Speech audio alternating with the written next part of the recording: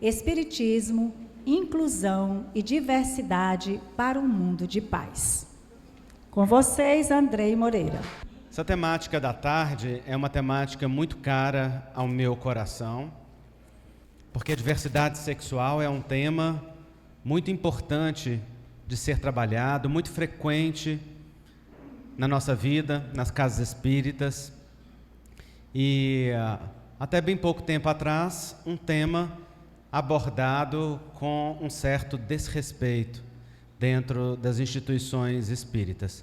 Isso naquelas que se deixavam abordar o tema, porque o mais comum é fugir desse tema como se ele fosse um problema ou se ele fosse algo ameaçador, quando na verdade não tem nada nem de um nem de outro. A doutrina espírita, dentro da visão reencarnacionista, ela nos faz compreender a multiplicidade da expressão humana de uma maneira muito clara e muito objetiva. E perceber as diferenças e os diferentes é um enriquecimento da vida.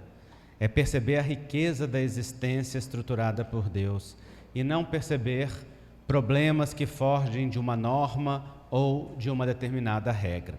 Mas antes que a gente entre na questão espírita, eu gostaria de ressaltar o quanto é importante abordar essa temática.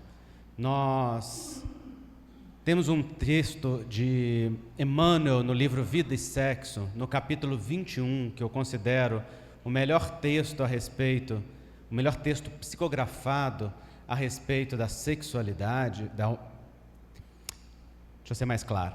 Eu considero o livro Vida e Sexo o melhor livro psicografado a respeito de sexualidade. E o capítulo 21, sobre a homossexualidade, o melhor texto psicografado a respeito da homossexualidade. E por que é o melhor? Porque é aquele que aborda a temática de uma maneira mais abrangente e com menos erros. Por que erros? Porque é muito frequente a gente observa na literatura, inclusive mediúnica, equívocos muito sérios de definição ou de abordagem dentro desta temática. Então, a gente precisa parar e pensar. O próprio texto 21 do Vida e Sexo, ele começa com um erro na primeira linha. Emmanuel começa dizendo assim: a homossexualidade, também chamada de transexualidade em alguns círculos da ciência, e essa informação, conforme nós vamos ver hoje, ela está completamente equivocada. Homossexualidade e transexualidade são coisas bastante distintas, porque uma é orientação sexual, outra é identidade de gênero, e nunca foram sinônimos. Possivelmente foi um erro de filtragem mediúnica, de confusão do termo na época. O fato é que, durante muito tempo, eu insisti com a FEB sobre isso, até que a editora colocou uma nota de rodapé, sem mudar o texto, deixando lá o erro, mas pelo menos colocou uma nota de rodapé explicando que havia um erro ali naquela conceituação. Fui eu, inclusive, que redigi essa nota de rodapé que eles colocaram lá. E isso representa um avanço, porque significa que nós estamos pelo menos pensando a respeito da temática, estamos analisando essa questão. Os conceitos da sexualidade, eles mudam muito ao longo do tempo. E nos últimos 50 anos, então, eles passaram por verdadeiras transformações, de tal maneira que as gerações que nós temos nesses últimos 50 anos têm visões muito distintas a respeito da temática da diversidade sexual, não é? E, recentemente, nós temos o recrudescimento de uma confusão conceitual utilizada com propósitos políticos, com interesses pessoais, o que aumenta a confusão, e dentro do movimento espírita a gente também observa. Portanto, é muito necessário que a gente pense, reflita e analise a respeito dessa temática, pois nós estamos no país que mais mata pessoas transexuais e travestis no mundo. Vocês sabiam disso? E isso, infelizmente, é uma verdade. Porque é o país que tem leis mais rígidas a esse respeito? Não, ele é considerado, a homossexualidade é considerado pena passível de prisão ou de pena de morte em alguns países islâmicos, em alguns países africanos. Eu, inclusive, tenho amigos na África que foram presos simplesmente por serem homossexuais e passaram verdadeiros sofrimentos dentro da cadeia. Então, há leis absolutamente duras a esse respeito, mas nesses países as pessoas nem se mostram. Por isso, elas não sofrem. Nos países ditos democráticos e de direito é que nós temos expressões de violência, não é? Então, são dados muito sérios, recolhidos, com certa crítica a respeito desses dados, mas, de qualquer forma, que mostram que não só nós temos no nosso país muito feminicídio, nós temos no nosso país muitos assassinatos de pessoas pretas e nós temos no nosso país muitos assassinatos de pessoas homossexuais e travestis. O que faz com que a gente necessite pensar a diversidade em todos os âmbitos, em todos os aspectos. Ah, Andrei, mas nós não temos nada a ver com isso, a gente não é aquele que agride, aquele que mata, aquele que violenta. Será que não? Vocês sabem quem são os assassinos de pessoas homossexuais e pessoas transexuais? Estatisticamente, homens casados heterossexuais que têm relações sexuais com as pessoas travestis ou transexuais e depois matam. Pelo medo de descobrir, pela vergonha, pela rejeição. E aí a pergunta é, o que está por trás desse comportamento de pessoas que se dizem heterossexuais, têm relacionamentos clandestinos e agridem a diferença? É o machismo. E o machismo é uma estrutura social que afeta 100% da sociedade. Eu posso afirmar sem medo de errar que 100% de nós que estamos aqui, inclusive eu, é claro, somos machistas. Por que nós somos machistas? Porque nós estamos numa sociedade que é estruturalmente machista. O machismo é passado de pai para filho, de geração por geração, sem que a gente nem perceba que se trata de machismo.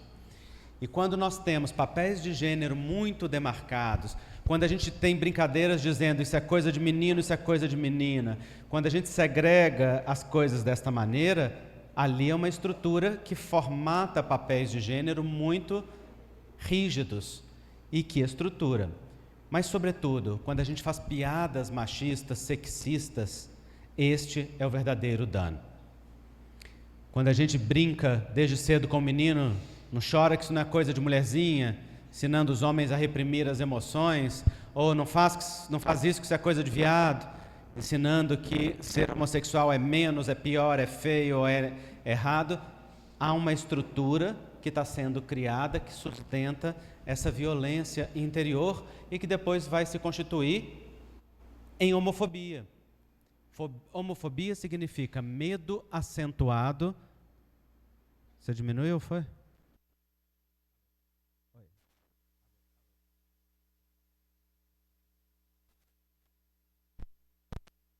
Alô. Homofobia significa medo acentuado da condição da igualdade. Né? Então, fobia é um medo acentuado, é pânico, diante de uma circunstância que se mostra dentro da relação ou da atração afetivo-sexual entre iguais. E, portanto, a homofobia social ou a homofobia internalizada, que é aquela que os próprios homossexuais têm dentro de si, com as visões negativas a respeito de si mesma, são construídas nessa estrutura machista e sexista da nossa sociedade. Então, nós todos precisamos parar e pensar os nossos comportamentos. As brincadeiras e as piadas sustentam. Eu falo uma coisa que pode parecer um pouco dura, mas eu quero que ela soe dura mesmo para que marque. As piadas que a gente faz, a insistência machista que a gente tem em classificar as pessoas homossexuais como erradas, ruins ou menos, através das brincadeiras com os meninos, sustenta a mão que segura a faca que depois entra na barriga da pessoa travesti ou transexual. Porque se não tivéssemos uma sociedade que houvesse um sexismo tão grande, essas circunstâncias, elas não apareceriam, né? Ou seriam pelo menos diminuídas. Por isso, cada um de nós, é tarefa pessoal renovar o seu próprio conceito, a sua própria ideia a respeito disso. Via de regra, gente, A gente só renova conceitos com duas maneiras.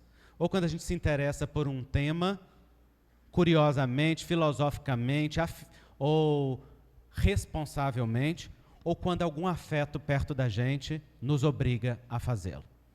Muitas pessoas só vão renovar pensamentos a respeito disso quando um filho diz eu sou homossexual, ou quando um neto diz eu sou lésbica, uma neta diz eu sou lésbica, ou quando alguém diz e fala eu sou uma pessoa queer ou sou uma pessoa transexual. É o afeto que mobiliza, mas a reflexão pode nos levar naturalmente a pensar esses conceitos sem reproduzir automaticamente aquilo que a gente ouviu e aprendeu, sem gerar uma ideia própria a respeito destes assuntos. Emmanuel, portanto, na lição 21 de Vida e Sexo, ele vai começar dizendo: o mundo vê, na atualidade, em todas as áreas da sociedade, milhares de homens e mulheres solicitando atenção e respeito em pé de igualdade ao respeito e à atenção devidos às criaturas heterossexuais. Então, Emmanuel diz, milhares de pessoas de sexualidade diversa solicitando atenção e respeito em pé de igualdade. Aí eu pergunto para vocês, existe atenção e respeito em pé de igualdade na nossa sociedade? Não. E no nosso movimento espírita? Quantas pessoas trans vocês já viram dentro da casa espírita? A gente conta numa mão. Muitos nunca viram. Eu conheço porque eu conheço pessoas trans, que inclusive são dirigentes, são palestrantes. No entanto, não aparecem. Por quê? Por que não aparecem? Já as pessoas homossexuais hoje é mais fácil de aparecerem e de encontrar e de se manifestar como homossexual. Mas até bem pouco tempo atrás, a gente não podia nunca fazer o que eu fiz hoje, que é dizer numa tribuna, eu sou homossexual. Aquela porta ali se fechava, que eu não assumia o microfone novamente na casa em que eu fizesse isso. E hoje isso acontece com as pessoas transexuais. Até bem pouco tempo atrás, as pessoas de sexualidade diversa na casa espírita recebiam a seguinte orientação: é perturbação espiritual do passado, você precisa sublimar, precisa tomar ducha de água fria, mexer com jardinagem e fazer tratamento espiritual. Andrei, de onde você tirou isso? Dos livros espíritas, das práticas em que eu vi acontecendo isso muitas vezes, não é? Esse era o comum. Hoje ainda acontece com as pessoas trans. Então, há um ditado chinês que diz assim: não se coloca conteúdo novo em xícara cheia. É preciso primeiro esvaziar a xícara, para depois a gente poder expandir. Portanto, eu vou começar dizendo conceitos para vocês, porque nós só podemos partir de uma interpretação que seja adequada sem erros conceituais. Quando eu digo para vocês que a maioria dos textos mediúnicos tem erros, são nos erros dos conceitos, das análises, e nós precisamos, inclusive, parar para refletir com forma muito crítica a respeito dos textos mediúnicos, porque tem textos muito inclusivos, respeitosos e valorosos, e tem textos muito profundamente homofóbicos que são tomados como referência para se falar a respeito da temática hoje em dia. Mas que ninguém ousa questionar. Eu ousei.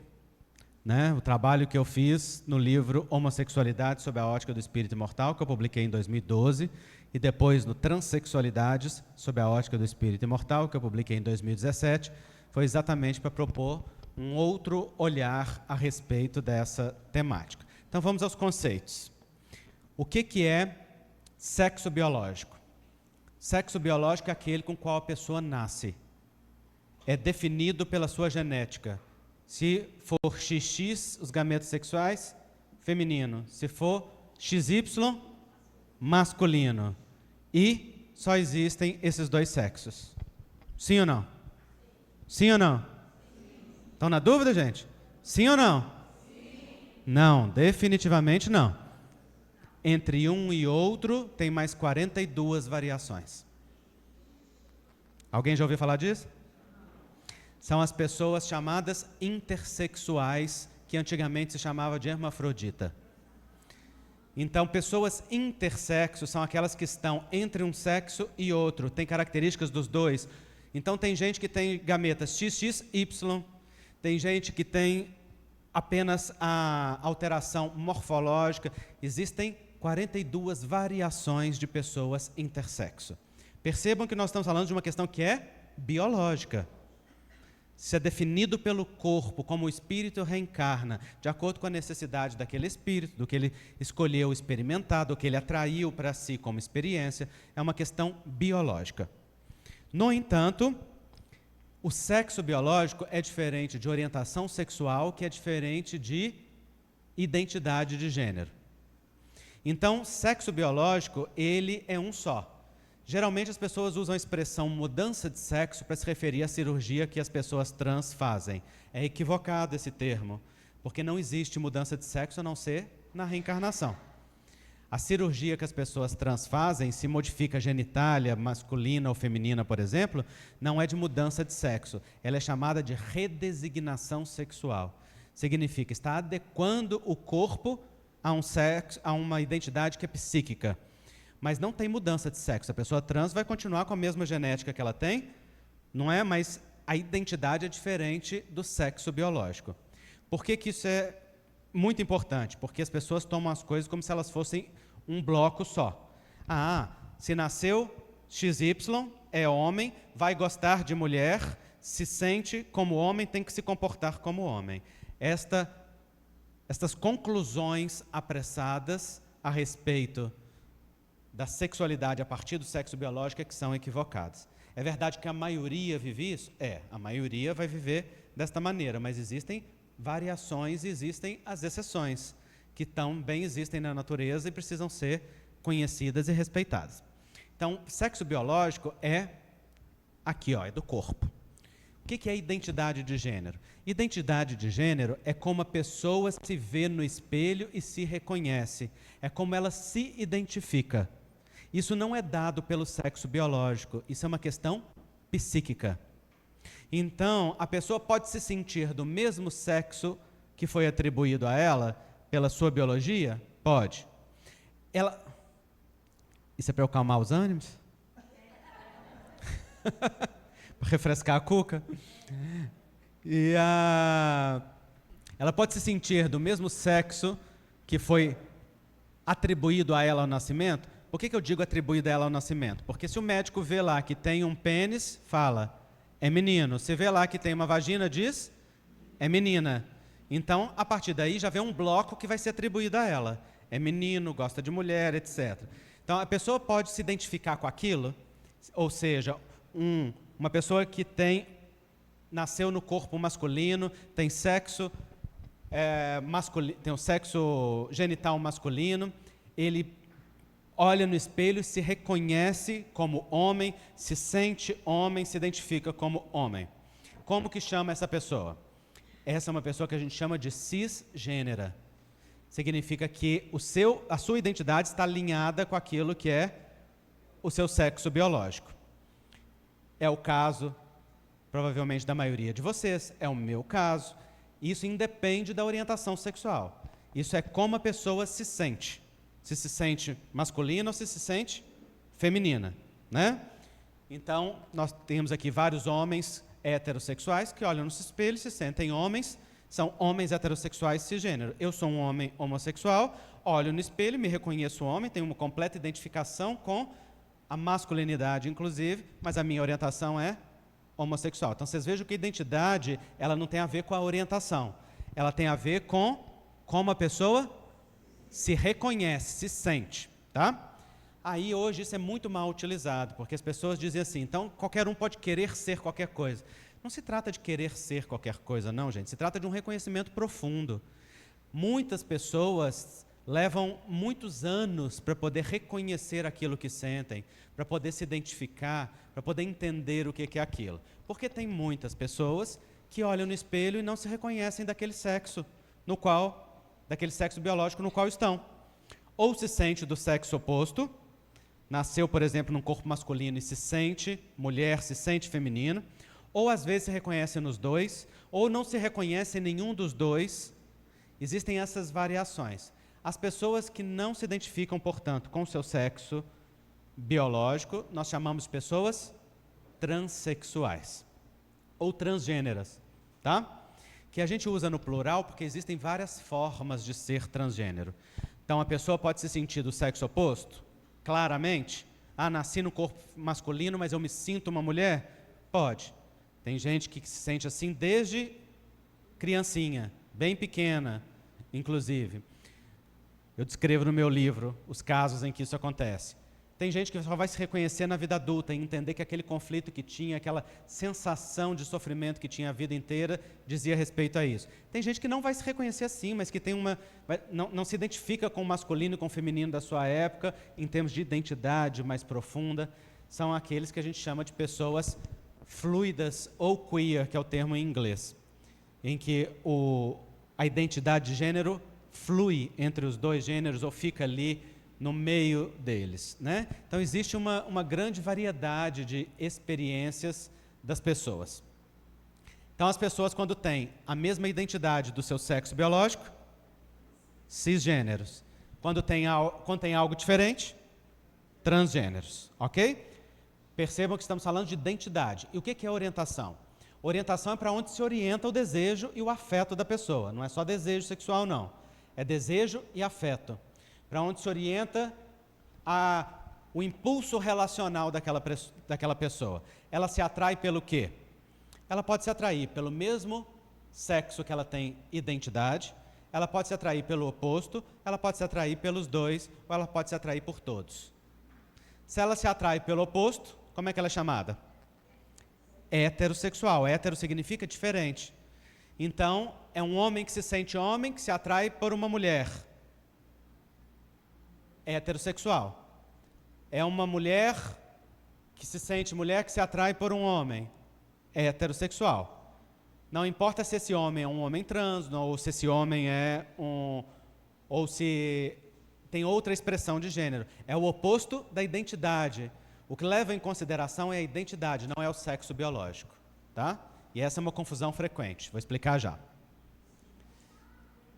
E a orientação, portanto, pode ser para o sexo oposto, heterossexual, pode ser para o mesmo que a pessoa sente ser, homossexual, homo significa igual, pode ser para os dois, bissexual, ou pode ser para todas as expressões de gênero, pansexual. Pan significa todo, tá? Então, a diferença do pan para o bissexual é que o pan se atrai por todas as expressões de gênero, enquanto o bissexual se atrai pelas expressões mais marcadas de masculino e de feminino. Então, percebam que uma coisa é identidade de gênero, outra coisa é orientação. Por isso que eu falei que aquela definição de Emmanuel na primeira linha do Vida e Sexo estava errada, porque não se trata a mesma coisa a homossexualidade da transexualidade. Bom, as pessoas transexuais, por exemplo, a maior parte delas, vocês acham que são homossexuais, heterossexuais ou bissexuais? O que vocês imaginam? Aqui não é certo e errado não, tá? Imaginação. Quem acha que é hétero, levanta a mão. Quem acha que é homossexual? Quem acha que é bi? Quem não quer brincar? Uai, 10% só levantou a mão, o que é isso? É muito difícil ser palestrante, gente. Vou perguntar de novo, não, agora estou revoltado. A maioria é heterossexual. Se você olha uma pessoa trans, você não pensa logo que ela é uma pessoa homossexual? Porque as lutas não são juntas das pessoas trans com as pessoas homo. A gente não atribui, geralmente, facilmente. A maioria das pessoas transexuais são heterossexuais. Então vamos pensar uma pessoa... Uma mulher trans, por exemplo. O que é uma mulher trans? É uma pessoa que nasceu num corpo biológico masculino, mas se sente mulher. Quando a gente fala mulher trans, é como a pessoa se sente. Se falar homem trans, é porque a pessoa se sente homem. Então, uma mulher trans, por exemplo, nasceu num corpo biológico masculino, mas se sente uma mulher. Se atrai por um homem. É uma relação hétero ou homo? Hétero ou homo? Hétero. Ah, mas nasceu no corpo biológico masculino e está se atraindo por outro homem. Isso é homo. Não, não é. O que define não é o sexo biológico da pessoa, é a identidade de gênero. Porque a orientação sexual é uma coisa complexa, gente. Não é só desejo carnal, não. Orientação sexual é com quem você se sente atraído, quem te complementa afetiva e psiquicamente, com quem você quer ter uma relação, construir algo, fazer um movimento. Entende? E é muito interessante que as pesquisas demonstram que a maioria das pessoas transexuais são heterossexuais. Se atraem pelo oposto do que elas sentem ser. Já a expressão sexual ou expressão de gênero é como a pessoa se expressa, como ela se mostra, como ela se veste, as características dela, se são do masculino ou do feminino. E nisso tem uma variedade muito grande, porque a pessoa pode ser heterossexual, mas usar coisas que são consideradas de mulher, por exemplo. Não é? Se ela for uma mais alternativa, se ela tiver uma cabeça um pouquinho mais aberta. Então, expressão sexual diz respeito à forma como a pessoa se expressa. Então, como que eu sei qual que é a identidade sexual de alguém? De bater o olho eu sei? Não, eu tenho que perguntar para aquela pessoa. Como você se define? Como você se expressa? Quando você não souber como tratar alguém, pergunta: qual é o seu nome? Fulano. Qual os pronomes que você gosta que use com você? A pessoa vai falar no masculino, feminino ou neutro. Você rapidamente vai saber qual é a identidade que ela se identifica, porque pela aparência a expressão sexual varia, a identidade. Eu lembro que eu trabalhava como médico no posto de saúde e já era um final de tarde, tinha 2 ou 3 pessoas esperando consulta e eram 2 mulheres e um homem trans, e uma mulher trans. Portanto, corpo biológico masculino e se sente uma mulher, uma identidade feminina. E o prontuário que eu tinha na mão era um prontuário masculino. E eu estou lá chamando o nome do homem e olhando para um lado, porque eu só vi as 3 ali, portanto, pensei comigo, não é nenhuma das 3. Estou olhando para um lado, estou olhando para outro, pensei, será que foi no banheiro, onde é que está? Estou que chamo o nome masculino e nenhuma das 3, nenhuma reação. Até que me deu um clique, eu olhei para aquela mulher trans e falei assim: com licença, me desculpe pela pergunta, no seu documento, qual é o nome que está? Aí ela me disse: esse que está aí no prontuário. Aí eu disse para ela: então, senhora, me desculpe, qual é o seu nome? Fulana de tal. E anotei embaixo do prontuário, porque naquela época não podia fazer a mudança de nome, que é a mudança social, que hoje é autorizado por lei.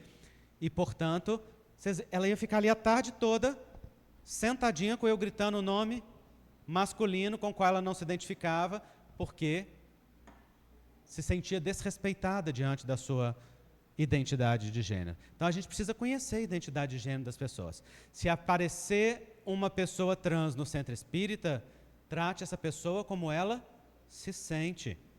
Pergunte a ela qual é o nome dela, como que ela gosta de ser chamada. Isso não é ofensivo para uma pessoa trans. A pessoa trans está acostumada, ela sabe que você vai endereçá-la desta maneira. E se você faz o contrário, aí pode ser muito problemático.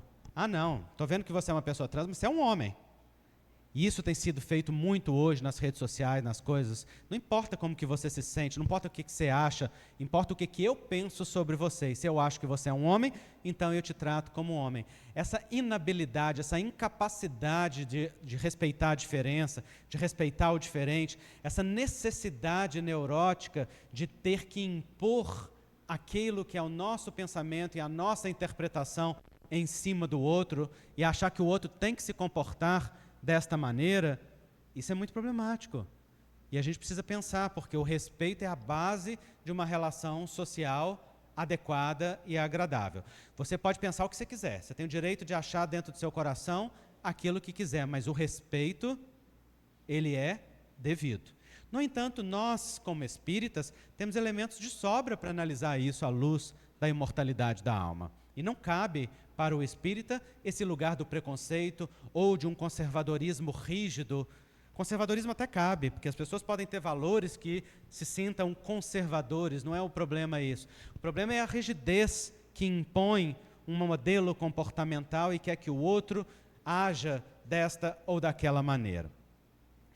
Então, dadas essas definições e com elas na cabeça, vamos analisar o conhecimento espírita. Questão número 200 de O Livro dos Espíritos. Os espíritos perguntam, Kardec pergunta, os espíritos respondem. No estado errante, que prefere o espírito, encarnar no corpo de um homem ou de uma mulher? Essa é a pergunta de Kardec. O que é o estado errante, gente? É quando o espírito está em erro? Não, é quando ele está na erraticidade, é quando ele está no mundo espiritual.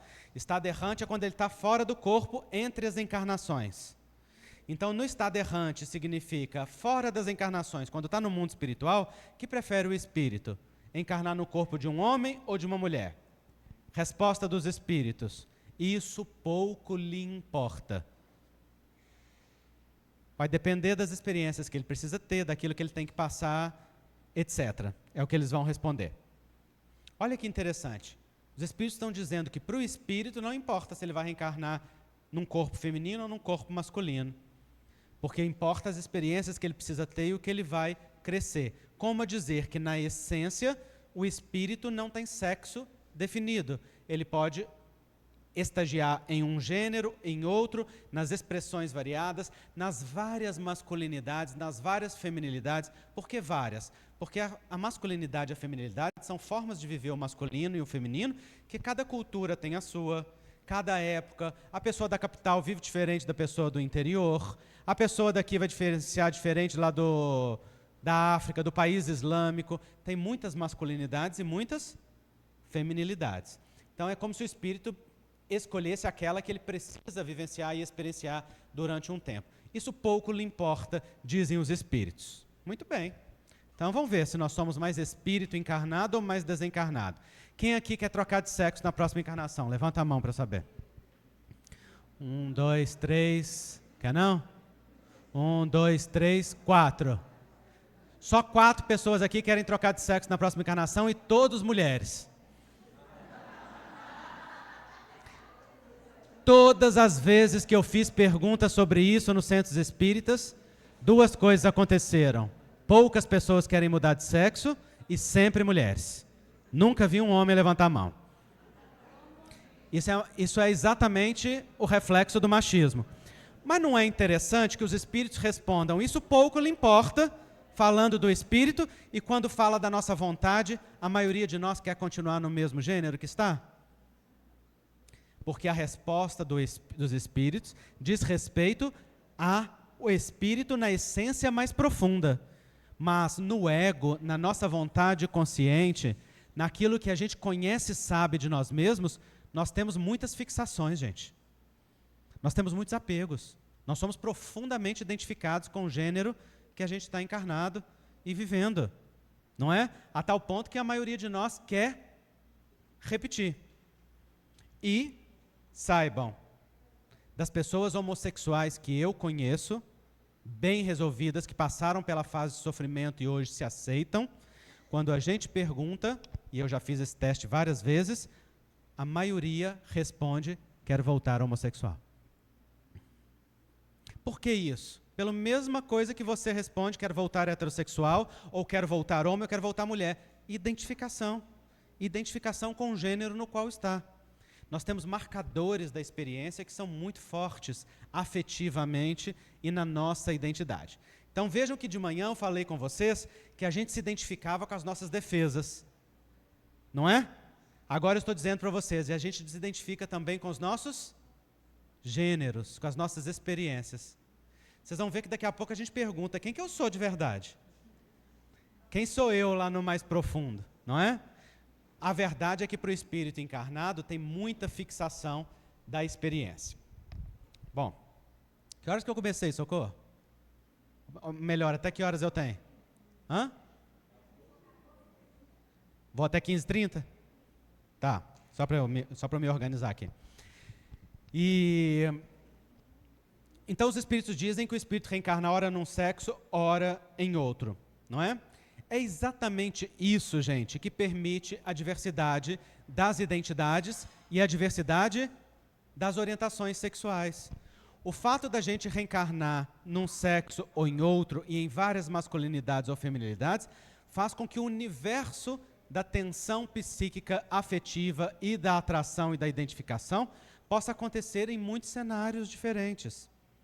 Então, o fato é que homossexualidade, bissexualidade são atrações naturais que acontecem, que a reencarnação explica muito bem para cada um de nós à luz disto. Allan Kardec falou sobre isso, embora indiretamente, em um texto muito bonito que está na Revista Espírita de 1866. Naquela época o pessoal estava discutindo uma coisa muito importante. Estavam discutindo se mulher tem alma. Não sei o que vocês estão rindo. Hoje eu vejo algumas mulheres e ainda tenho dúvida. Andam bem malvadas. Não é? E os homens eu já tenho certeza que não têm. Então, na verdade, se discutia isso naquela época. E Kardec foi extremamente feminista e vanguardista naquela época, defendendo que o espírito era ausente de sexo e que os direitos eram iguais e que as pessoas eram iguais. Mas nesse texto, para falar disso, ele vai dizer, pode ocorrer que um espírito percorra uma série de experiências num mesmo sexo, o que faz com que, após assumir, ao reencarnar e assumir um novo sexo, ele conserve no estado de espírito gostos, atrações e tendências que traz e que só muito pouco a pouco vão desaparecendo. Olha que interessante, reminiscências, lembranças, identificações, gostos, atrações, não é? Que vão se manifestar diante da complexidade da lei de causa e efeito. Então, na complexidade da lei de causa e efeito, o espírito reencarna em contextos educativos, reparativos, regenerativos, reeducadores, sempre com o objetivo de enfrentar as consequências daquilo que fez de si mesmo e com o outro e de reeducar-se para a vida. E é exatamente por isso que os espíritos trazem, como André Luiz, Emmanuel e tantos outros, circunstâncias em que eles vão explicar experiências homossexuais como experiências reparadoras, reeducativas, regenerativas. Então eles vão citar casos como, por exemplo, espírito que abusou do sexo em outras encarnações, solicita reencarnar no sexo que abusou, ou tem o conflito consciencial e reencarna daquela maneira. É interessante porque quando a gente lê os textos espíritas, a gente não sabe se eles estão falando da homossexualidade ou da transexualidade. Porque os conceitos são confusos. Quando o espírito diz assim, então um espírito que lesou outras vidas e escolhe reencarnar no sexo oposto às suas tendências íntimas, ele está falando da pessoa homossexual ou transexual?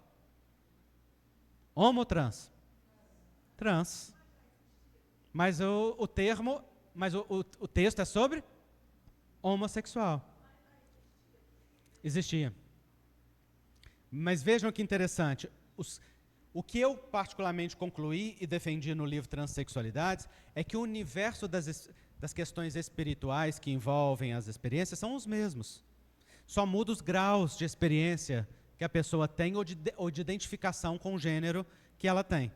Não é? Então, por exemplo, eu sou um homem que tenho completa identificação com um homem, mesmo me atraindo por homens. Ninguém poderia olhar para mim e dizer é uma mulher reencarnada num corpo masculino, porque eu não tenho essa identificação, nem vontade de ser mulher, nem desejo de me vestir como mulher, nem de manifestar como mulher, embora outros tenham.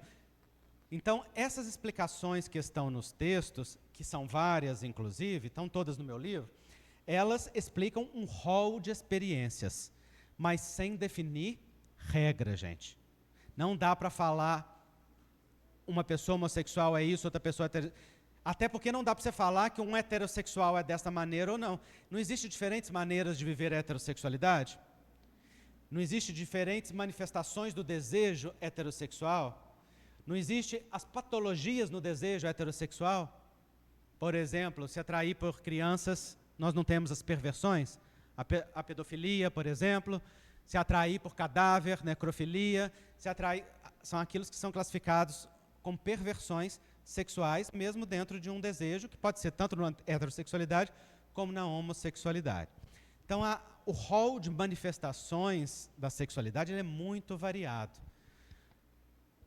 Portanto, o espírito vai vivenciar aquilo que estiver em sintonia com o quê? Com a sua necessidade, com o seu psiquismo, com as suas identificações, com quem ele precisa reencontrar na reencarnação, não é? E não tem regra isso. Então, falarmos assim, reencarnou num corpo masculino é porque tem o objetivo de ser homem e ser heterossexual e gostar de mulher e casar com uma mulher e ter uma família e ter filhos. Você, por acaso, é mensageiro do departamento da reencarnação para poder afirmar, não é? Quando a gente faz isso? Não. Isso é uma inverdade, não é? Existem várias expressões diferentes, reencarnações diferentes, propósitos reencarnatórios diferentes, e cada um sabe o seu, cada um vive o seu. Um dia, entrevistando uma pessoa trans para o meu livro, porque como pessoa homo, eu sabia o que era a experiência homo para escrever o livro da homossexualidade. Mas e para escrever o da transexualidade? Eu tive que dar voz às pessoas trans. São elas que conhecem o que é a experiência delas. Então, eu entrevistei vários no movimento espírita, embora a imensa maioria não tenha querido se manifestar nem assumir a sua real identidade para não se expor. E um homem trans, no interior de São Paulo, palestrante, ele virou para mim e disse assim: as pessoas olham para mim e me dizem que eu deveria ser homem e me casar, porque mulher e me casar, porque é um homem trans. Mulher e me casar, porque eu nasci num corpo feminino. E aí ele falou uma coisa que me tocou muito. Ele disse assim: Deus não me colocou num corpo feminino, Deus me colocou numa experiência trans. E ela faz todo sentido para mim, enquanto espírito imortal. Eu aprendo e cresço com ela. E eu achei muito bonito isso, achei muito generoso dele partilhar isso. Quem somos nós para apontar o dedo para outra pessoa e falar: não, você reencarnou como mulher, você tem que ser mulher? O que a gente conhece da intimidade daquela pessoa e daquela experiência? Foi solicitado ou foi imposto? É consequência dos atos daquela pessoa ou não é? Então as generalizações, gente, elas são perigosas. Existem muitas experiências diferentes. No final eu abro para perguntas, tá? Existem muitas experiências diferentes. E a gente precisa respeitar o fato de que cada pessoa tenha a sua característica e a sua vivência. Ah, Andrei, mas não quer dizer que o homossexual está redimindo-se do seu passado de equívocos, ou está numa tarefa reeducativa, ou está numa tarefa regenerativa? Sim, os espíritos descrevem isso claramente para um certo grupo que eles descrevem. No entanto, eu pergunto para vocês, é diferente do heterossexual? O heterossexual não está em atividade educativa, reparadora e regenerativa, não? Emmanuel, no livro Vida e Sexo, fala que a imensa maioria dos casamentos são atividades de reparação entre espíritos compromissados entre si. E que cada um encontra o outro no exato ponto em que o deixou. Isso não é atividade reparativa e regenerativa? Reparadora diante dos afetos e dos abusos do passado? Então me parece, gente, que a diferença é só a sala de aula. É só a escola que cada um está matriculado. Porque a natureza, ela permite expressões diversas. Inclusive, a homossexualidade foi identificada em todos os animais cuja sexualidade foi estudada. Todos os reinos existem expressões de homossexualidade entre os animais. E os biólogos explicam com as mais variadas explicações. Desde adaptação natural, para criar a prole, até vínculos que duram a vida inteira. Pinguins, gansos e outros formam casais que duram a vida inteira, são extremamente estáveis dentro da sua conjugalidade. Existem várias explicações biológicas, mas o fato é que a homossexualidade, ela está na natureza. Então as pessoas perguntam: homossexualidade, transexualidade é normal? Eu respondo sempre: não, não é normal não, é natural. Está na natureza. Normal é das normas. E as normas dependem de qual tempo que a gente está falando. Para a época do nosso pai, do nosso avô, talvez fosse impensável. Para a nossa época, esta atual, já existe um nível de aceitação, de inclusão. Para os filhos e a geração que veio aí depois, eles estão nem querendo saber de rótulo mais. Eles já estão em um outro nível de discussão que até gerou outro problema, que é a obrigatoriedade de viver tudo que eles estão vivenciando e que de tempos em tempos assola a humanidade, né? Que não é novidade com eles, não. Então, natural significa aquilo que está presente na natureza, com várias expressões. Para explicar as experiências, nós explicamos sobre o ponto de vista da experiência reencarnatória do espírito, seja a heterossexualidade, seja a homo, transexualidade ou cisgeneridade, não é? O fato é que não se patologiza as condições naturais. Não tem nada na homossexualidade ou na transexualidade per si que demonstre patologia. Gostar da pessoa da mesma identidade sexual ou sentir-se de uma identidade sexual diferente do seu sexo biológico não tem nenhum traço psicopatológico. Agora, as pessoas trans e as pessoas homo podem ter várias questões psíquicas, afetivas ou patológicas, e tem frequentemente. Inclusive depressão, ansiedade, transtorno de pânico, tem taxas mais altas nessa população do que na população cisgênera e heterossexual. Mas isso é por conta do preconceito, da exclusão familiar e dos espaços, não é? 26% dos jovens americanos são expulsos de casa quando contam para o pai e para a mãe que são homossexuais ou transexuais. Eu, quando fui escrever o livro da transexualidade, eu tive que enfrentar o meu preconceito. Eu, pessoa homo, olhava para as pessoas trans com preconceito, porque não conhecia a experiência delas. Eu olhava e pensava assim, mas por que se prostituem tanto? Por que estão tanto na rua? Por que não vivem? Porque ainda na nossa sociedade, a imensa maioria das pessoas trans acabam sendo acolhidas nesse espaço da marginalidade. Embora a gente já tenha agora pessoas trans ocupando cargos de representatividade cada vez mais intensas e mais profundas, como deve ser, não é? Mas quando eu fui entrevistar as pessoas trans, eu tomei um soco na boca do estômago.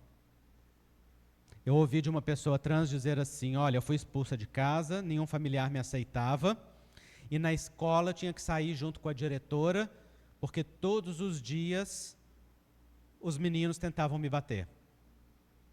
E eu não consegui seguir na escola. E aí a gente entende o dado de que 80% das pessoas transexuais não segue na sua educação formal nas escolas. 80%. Eu fiquei imaginando o que seria da minha vida se eu tivesse tido aquela experiência. Aonde essas pessoas são acolhidas? São acolhidas na marginalidade por aqueles que são seus iguais, que estão na prostituição, estão em comportamentos marginais, e há uma identificação de grupo. A psicologia chama isso de família de eleição. Então significa que as pessoas fazem mais vínculo com a família de eleição do que com seus próprios familiares, que às vezes passam uma vida inteira sem conversar com aquela pessoa, devido aos seus preconceitos, mesmo sofrendo por rigidez de identificação com conceito. Afastado do filho, afastado da filha, porque é mais fiel à moral do que à pessoa. No entanto, gente, as pessoas são mais importantes do que a moral.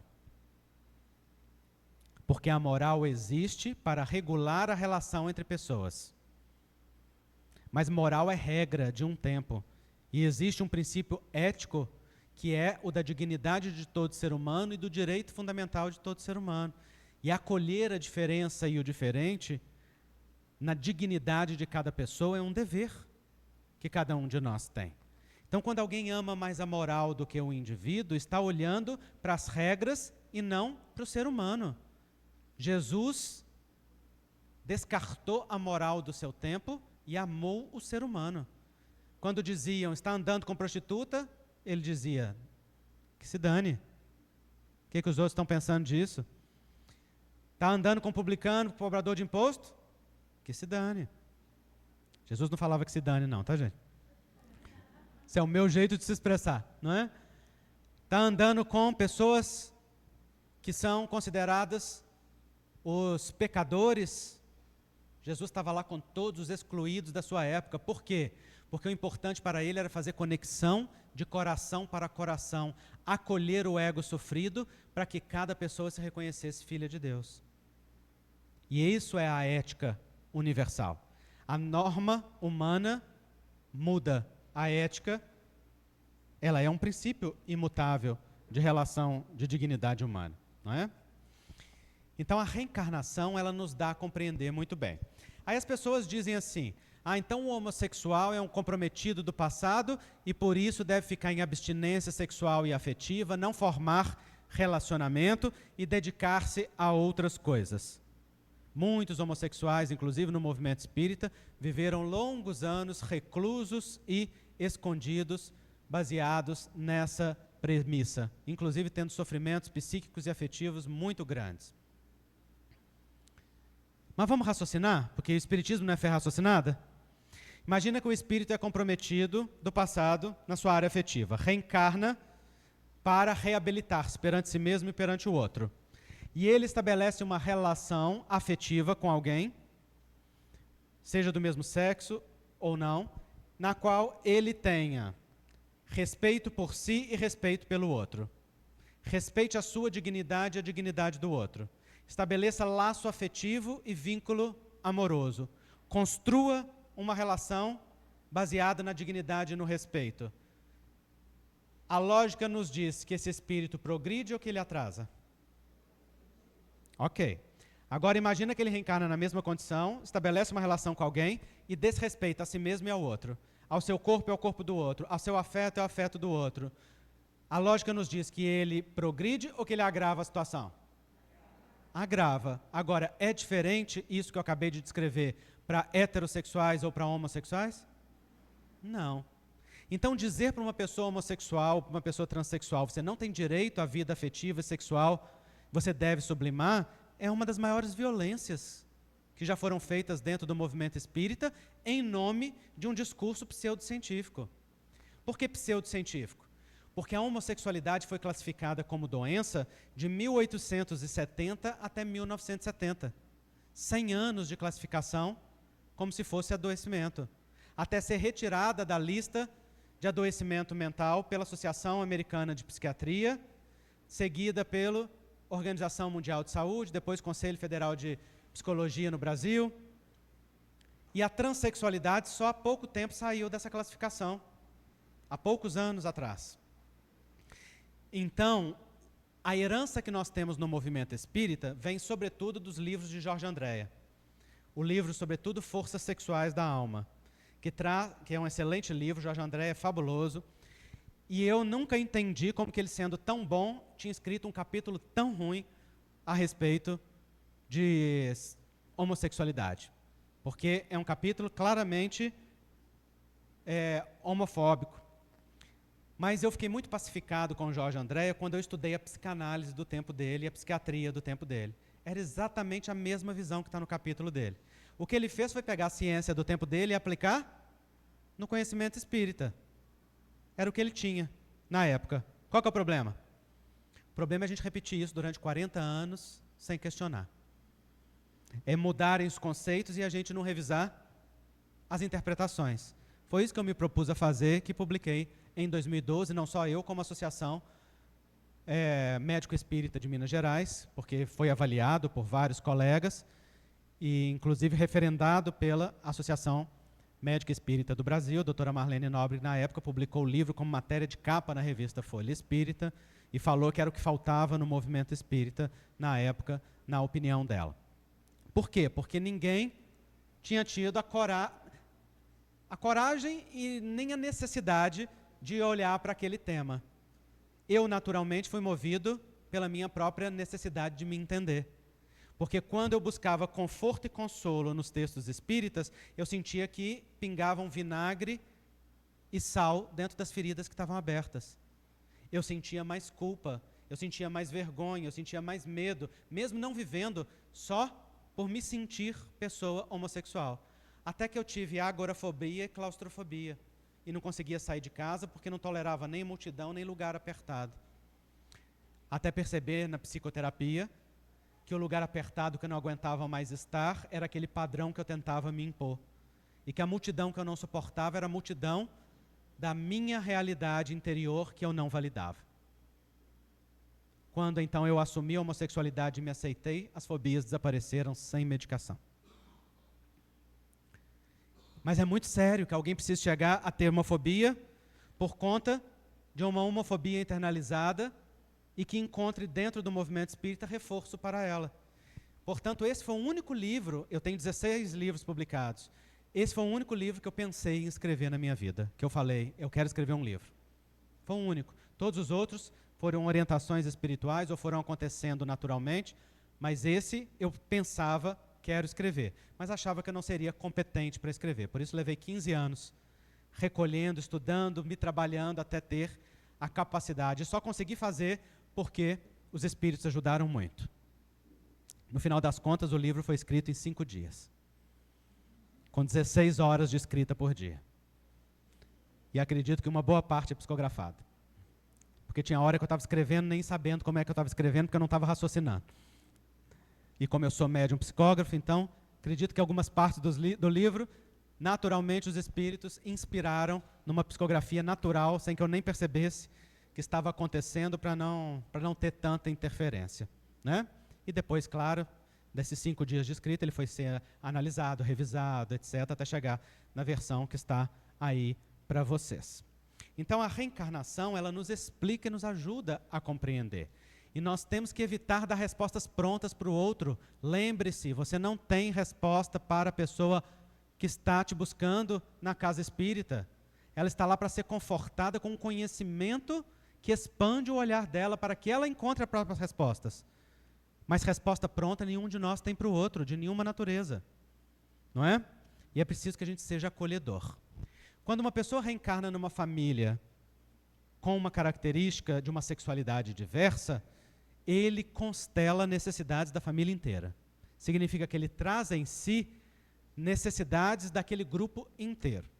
Um dia eu vi 2 mães virem à casa espírita pedir orientação a respeito disto. Aquela orientação que vem através da psicografia.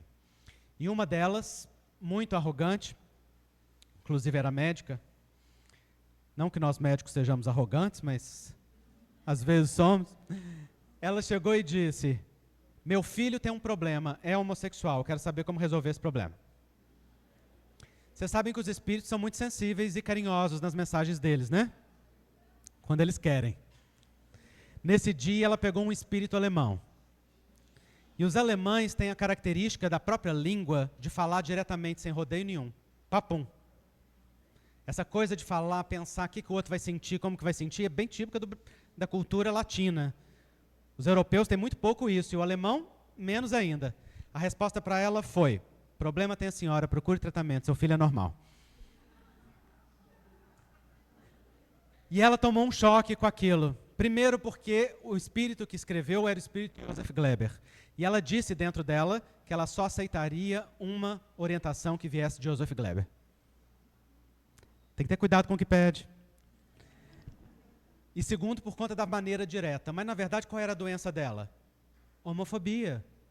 Tentar heterossexualizar o filho à força para cumprir aquilo que ela desejava para o filho. Mas filho nenhum reencarnou para cumprir desejo de pai e mãe.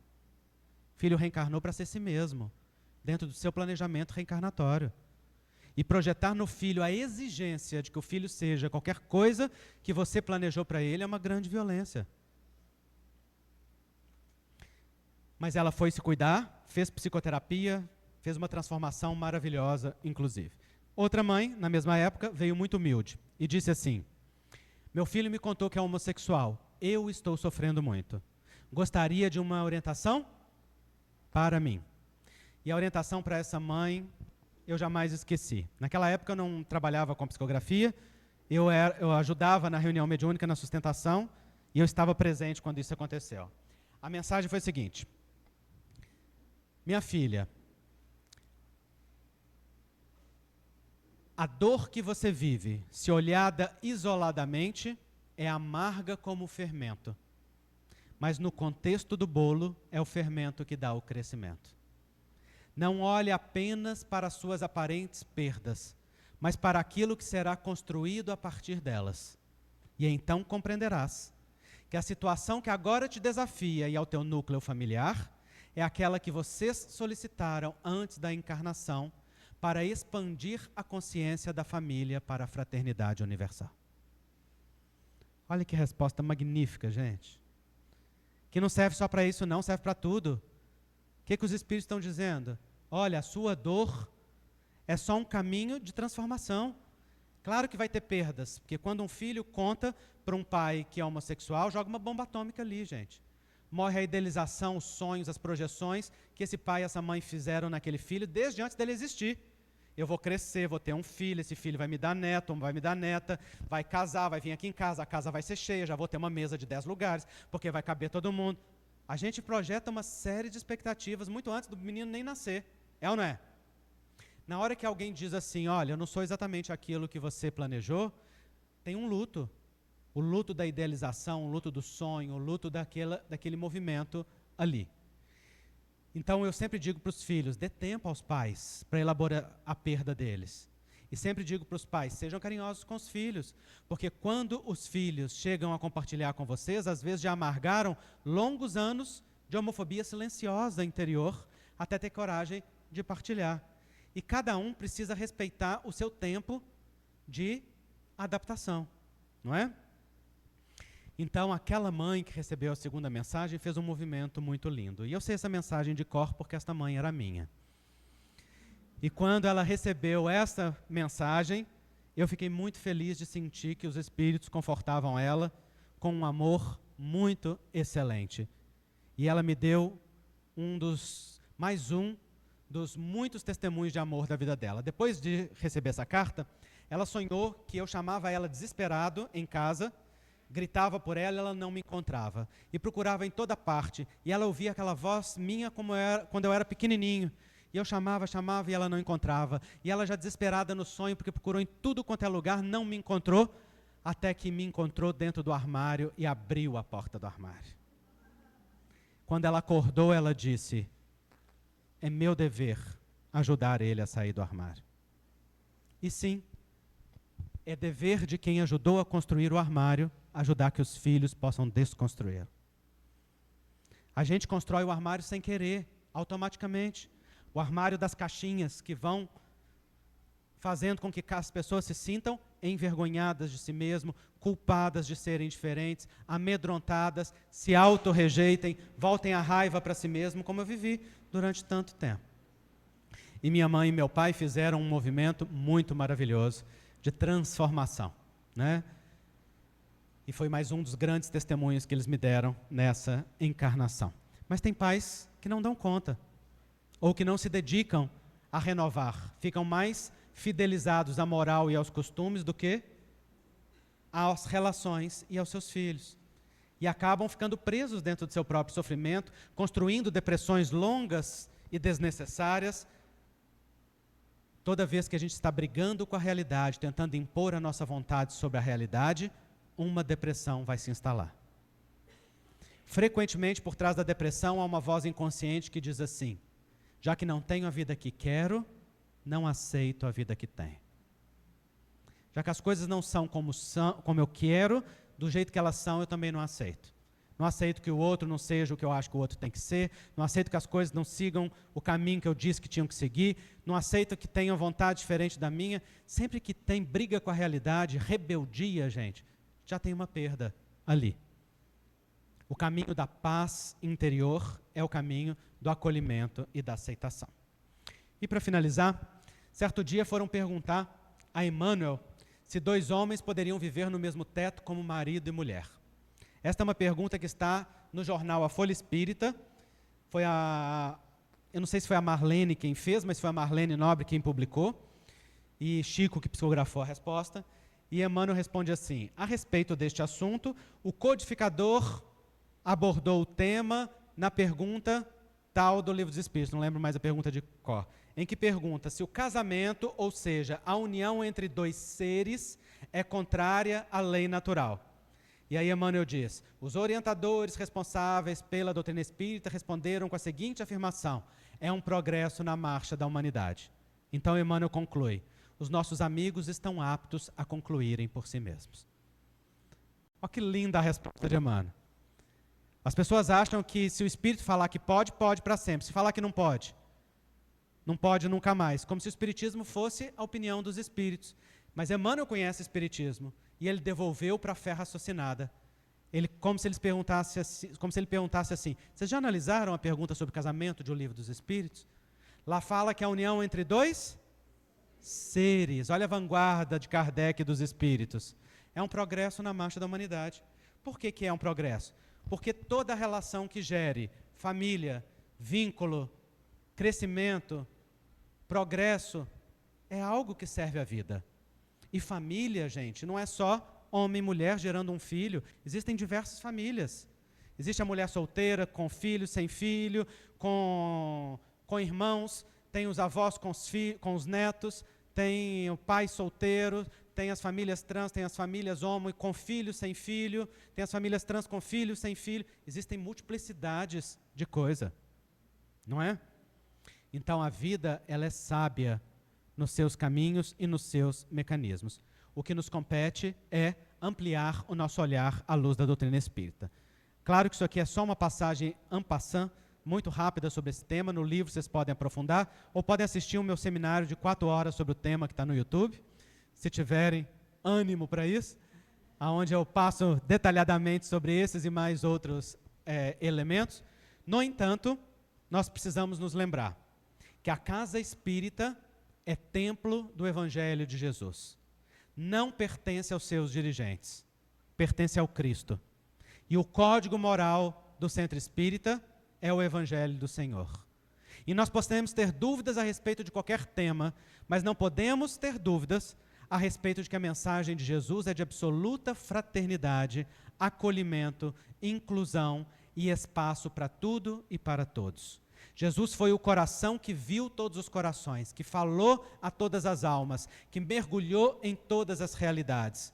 Foi a sensibilidade que acolheu todas as dores, que não julgou nenhuma das características, que olhou com amorosidade para todo Filho de Deus. Jesus foi a força divina que enxergou o Filho de Deus em cada expressão humana, convidando a se reconhecer como tal. Jesus amou e respeitou o processo de aprendizado de todos os apóstolos e até hoje respeita o de cada um de nós. A casa que é templo da vida e templo do Espírito e que tem o Evangelho como norma, tem o estandarte da inclusão, da amorosidade e do respeito como bandeiras fundamentais. Podemos não entender de algum assunto, mas precisamos agir como os servos da vida que em nome de Jesus acolhem a tudo e a todos, e a casa espírita é o espaço de trabalho onde todos têm espaço para se reencontrar, se reconhecer e se crescer.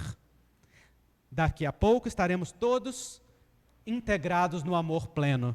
E lá na frente, na universidade da vida, não me parece que vai ser importante, quando já soubermos amar e tivermos a potência de amar desenvolvida em nós, se aprendemos isso na escola da masculinidade, da feminilidade, da heterossexualidade, da homossexualidade ou da transexualidade. Importará que os nossos corações estão integrados no amor, e no amor seremos um.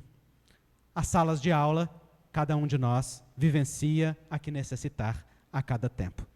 Mas o caminho pertence a todos e é conduzido pelo amor de Deus com infinita misericórdia e infinita compaixão. Que a gente possa ser reflexo disso. Muito obrigado.